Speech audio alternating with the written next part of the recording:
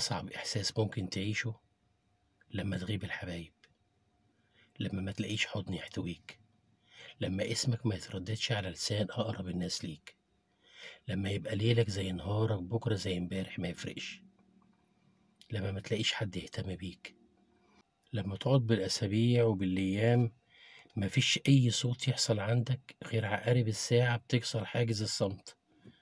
ساعتها بتعرف إن أنت ما كنتش غالي عند حد ولا حاجة.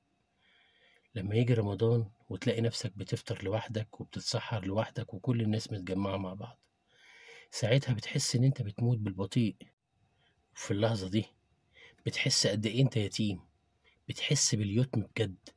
وفي اللحظة دي برضه بيمر شريط حياتك قدامك، كل المواقف الحلوة اللي عملتها مع ناس ما قدرتهاش، وكل حياتك اللي انت عشتها مع ناس ما صانتهاش. وفي اللحظة دي بتحس ان انت عايش بس مجرد خيال في روح.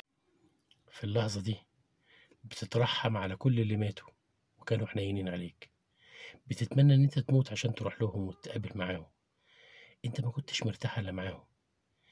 يا ريت نرجع اطفال زي زمان، الوقت اللي محدش فينا كان شايل فيه هم، ولا يعرف يعني ايه حقد ولا غل ولا حسد ولا كراهية، ولا ان قلب يشيل من قلب، ولا ان حد يبعد عن حد، وعلى ان حد يكره حد. طفل، ابتسامة عريضة، مش شايل هم حاجة. يا ريت نرجع لبيتنا القديم، البيت اللي كان بيحتوي الكل ويلم الجميع بحب وبأمان. المهم تعرف إن الدنيا أبسط مما يكون وأسهل مما يكون، مش مستاهلة زعل ولا خلافات مع حد. يا ريت نرجع أطفال، البراءة، البساطة، الضحكة الصافية اللي من القلب. يا ريت، يا ريت.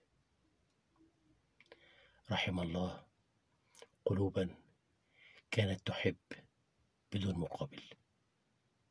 رحمة الله عليك يا أبي، اللهم ارحمه رحمة واسعة.